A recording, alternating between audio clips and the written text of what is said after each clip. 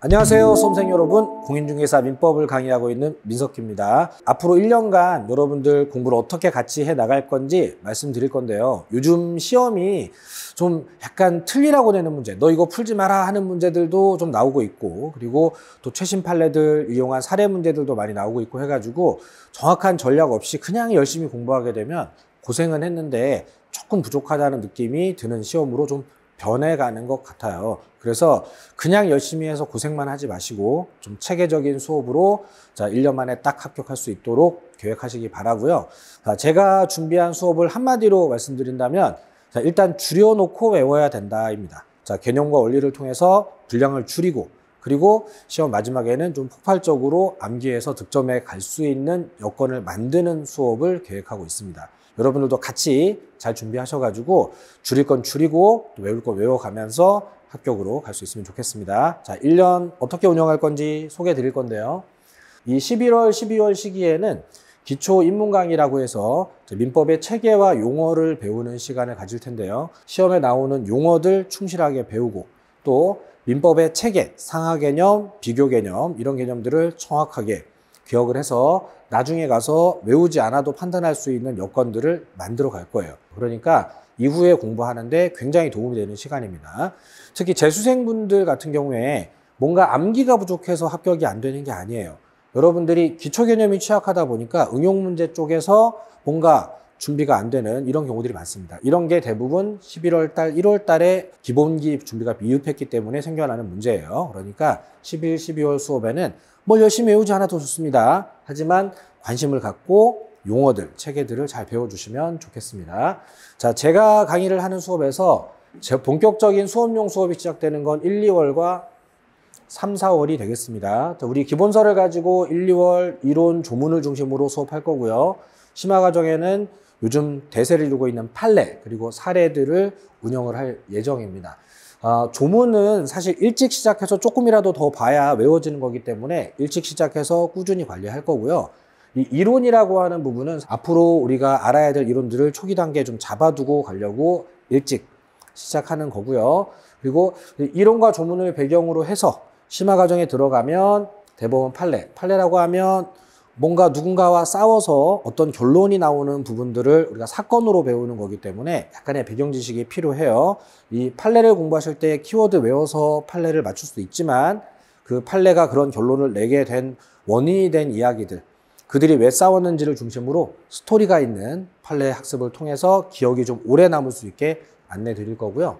사례라고 하는 건 소위 우리가 갑을병 이렇게 누가 누구에게 뭘 팔았다 샀다 하면서 진행되는 문제들인데 대체로 응용 문제이기 때문에 외우는 방식으로 접근이 좀 어렵습니다. 민법은 현재 한 40문제 중에 최소 11개에서 많게는 17개까지도 사례 문제를 출제를 하고 있고, 올해 같은 경우에는 최신 판례마저도 사례화해서 출제하는 태도들을 좀 출제자가 보이고 있습니다. 그렇기 때문에 판례의 정확한 이유를 이해하고, 그리고 사례 유용화된 부분들을 잘 접근을 해야지, 그래야지 사례를 공략할 수 있겠습니다. 그리고 시험 과정상 제 수업은 1, 2월 수업과 3, 4월 수업을 모두 다 충실하게 수강하면 시험에 필요한 60점 이상의 모든 점수를 맞을 수 있게끔 내용을 포함시키고 있어요. 대략 이렇게 생각하시면 되겠습니다. 1, 2월에 요만큼 수업했다라고 하면 3, 4월에 요만큼 수업하는 거예요. 이 겹치는 부분들은 중요한 거니까 또 하는 거고요. 1, 2월 달에만 하고 3, 4월 달 이후로는 하지 않는 부분은 주로 이론들인데 시험의 접근성이 좀 낮은데 필요는 하다 하는 내용들은 1, 2월 달에 앞쪽에서 하고 연간 필요한 부분을 미리 준비하는 거예요. 그리고 3, 4월에 새로 추가되는 부분들을 1, 2월 달에 하기에는 좀 배경 지식이 없이는 어려운 좀 심화 주제들을 3, 4월 달에 추가를 하게 될 테고요. 시험장에 가게 될 때에는 요 겹치는 부분과 3, 4월에 추가된 부분만을 가지고도 65점에서 70점 정도를 안정적으로 받을 수 있도록 설계를 해놓고 운영을 하고 있습니다. 만약 1, 2월, 3, 4월까지 수업 들었고, 그리고 3, 4월 달 오후에 기출문제 수업이 진행될 텐데 문제를 풀어보고 이렇게 했을 때에도 조금 뭔가 부족하다, 내가 수업 스케줄을 완전히 소화하지 못했다거나 개인적인 사정으로 문제가 있다라고 하면 5, 6월 달에 특강을 통해서 조금 보완을 하고 가게 될 텐데, 특강은 공부를 좀 늦게 시작했거나 중간에 스케줄에 오류가 생겼을 때를 보완하는 개념으로 판례 특강이라든가 이론 특강들을 준비를 할 계획입니다. 5월 이후로는 이제 문제풀이 과정이 시작될 텐데요. 자, 5, 6월 달에는 우리 방문각에서 제공하는 예상 문제집을 통해서 수업하고 7, 8월에는 오전에 요약 정리하고 그 내용, 그 범위 그대로 단원별로 모의고사를 대략 30문제 정도 진행을 하고 있습니다. 자, 제가 강의하는 스케줄 중에서 득점을 위해서 뭐가 필요하냐고 생각하면 저는 이 단원별 모의고사가 여러분들 득점에 가장 도움이 많이 될 거라고 생각을 해요.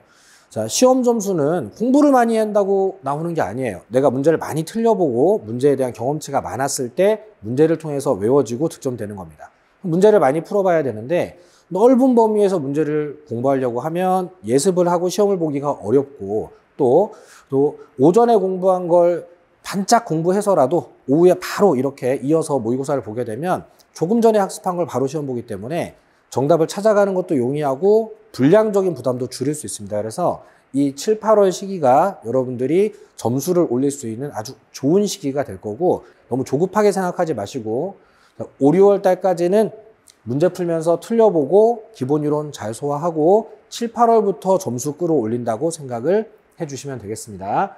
자, 9월, 10월 달에는 전범위 모의고사 40문제짜리 그리고 백선 100문제가 되겠죠. 이렇게 일정이 예정돼 있는데 백선은 좀 찍어준다는 개념이에요. 제가 매년 이 수업을 진행하고 있는데 우리가 시험에서 필요한 내용들을 모두 다 공부한다 그러면 500문제, 600문제가 필요하겠지만 시험에 주로 나오는 것 그리고 올해 특별히 이슈가 있는 것들 잘 선별한다 그러면 100문제로 선별을 해도 24문제, 그러니까 60점 이상을 예측하는 데는 그렇게 어려움은 없습니다. 사실 모든 선생님들이 100선 정도의 예측 안에서는 24문제 또는 27문제까지도 예측에 성공하는 일들이 많이 있어요. 하지만 그건 어디까지나 좀 위험 변수를 가지고 있는 거예요.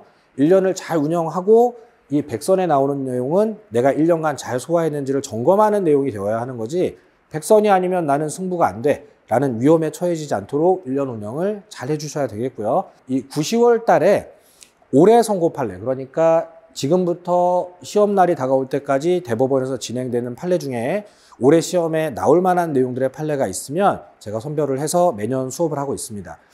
올해도 당해년도 선고 판례가 한 5개 정도가 출제가 되었고요. 그리고 그런 판례들은 종전의 책에서 찾아볼 수가 없기 때문에 시험 때까지 기다렸다가 9, 10월 달에 가서야 수업할 수 있는데 A4 용지 한 4, 5장 정도로 이렇게 추려서 정리해 올 거니까 여러분들은 그 안에서 한 3, 4문제 정도만 잘 공략해서 수학을 얻으면 되겠습니다. 그리고 여러분들이 1년간 점수 운영이 어떻게 될 건지 잠깐 좀 예측을 해보면 대략 이렇게 되는 게 정상입니다.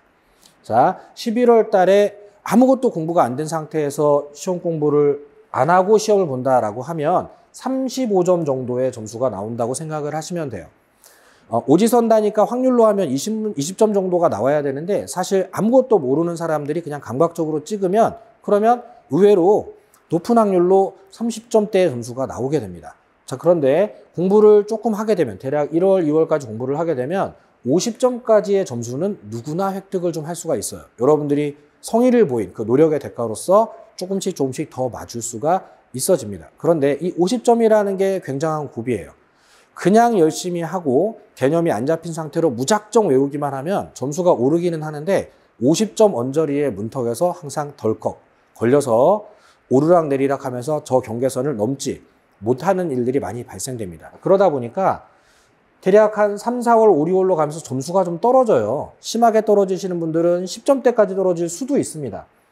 자, 좌절하지 마시고 이럴 수 있다라고 미리 알고 계시면 좋을 것 같아요. 자, 왜 이런 일이 벌어지느냐? 아무것도 모를 때에는 30점을 맞을 수 있지만 뭔가 조금 알게 되면 그럴싸한 말에 휘둘리는 것도 더 심하게 휘둘릴 수밖에 없게 되고 함정에 더 빠지게 됩니다. 아직 완성된 공부가 아니기 때문에 점수가 많이 꺾일 수가 있어요. 자, 그 꺾이는 현상을 여러분들이 좀 즐길 수 있어야 되겠는데 내가 몇 점이야 라고 괴로워하실 게 아니라 내가 이만큼 틀려봤으니까 앞으로 맞출 수 있는 기회를 많이 가져가는 거야. 본 시험에 가서 처음 틀리는 게 아니라 지금 미리 틀려봤으니까 이걸 토대로 다음번에는 맞출 수 있어질 거야 라고 하면서 조금씩 틀린 부분을 개선해 나가다 보면 더디지만 점수가 종전에 그냥 열심히 할 때 50점을 살짝 넘어서는 수준까지 오는 것이 대략 7월 정도면 아주 정상적인 수준입니다. 자, 7월 달 정도에 50점대를 넘어서서 점수가 갖추어지면 다른 과목과 달리 민법은 점수가 또 다시 꺾여서 내려가는 일은 많지 않습니다. 자, 민법이라는 과목의 특성상 단순 암기로 하는 게 아니기 때문에 그동안의 틀린 문제들을 통해서 이렇게 틀린 것을 점검해 가면서 끌어올려 놓은 이 점수는 쉽게 내려가진 않아요.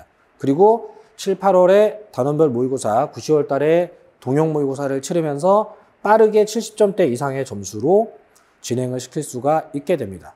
그러니까 이 마무리에 폭발적인 암기사항들 관리와 문제 점검을 통해서 점수가 올라갈 수 있도록 연간 운영을 차분하고 체계적으로 잘 진행을 해 주셔야 되겠습니다. 자, 그리고 학생분들이 지금 11월 달에 저한테 많이 물어보는 게 선생님 이해를 해야 되나요? 암기를 해야 되나요? 뭐 이런 거 많이 물어봅니다. 시험은 분명히 암기입니다. 외워야 돼요. 외운 걸 점검하는 거예요.